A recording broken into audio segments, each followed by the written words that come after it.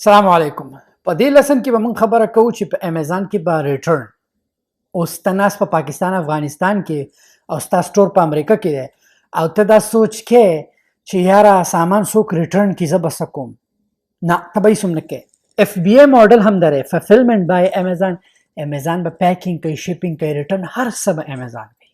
ته ناست په پاکستان افغانستان کې یا بل ملک کې یا په هغې ملک کې ناستې او ریټرن راغی، امیزان به څه کوي؟ ستا اپ ته به راشي چې یاره دا سامان ریټرن شو، ډسپیوټ انیشیټ شو، بس ته هېڅ هم مه کوه. کسټمر به څه کوي؟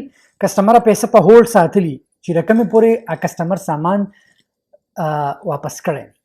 کله چې کسټمر سامان واپس کی، امیزان د دې انسپیکشن وکړي. که سامان ریسیلیبل امیزان ستا انوینټوري ته واپس شی لیست کی. همیشه دا خیال کوئ چې ریټرن شی چې کولاو شوی مه خرڅوئ. امیزان ته وایي ډسپوز یې کړه. امیزان ته ایمیل وکړي که یو شی ریسیلیبل نه وي، امیزان ته وایي چې یاره دا ریسیلیبل نه دی، څه وکړو؟ ریټرن یې کړو، دا ډسپوز کوي. امیزان ته وایي ډسپوز یې کړه، غوزار یې کړه. هغوی بیا امیزان چې دا سامان دا ټول ډیمیجر څه هغوی په میجیک باکس کې څه ورسره کوي، خرڅوي. د دې هم به تاسو نه کوئ. د ریټرن هر څه چې دی امیزان ټیک کوي.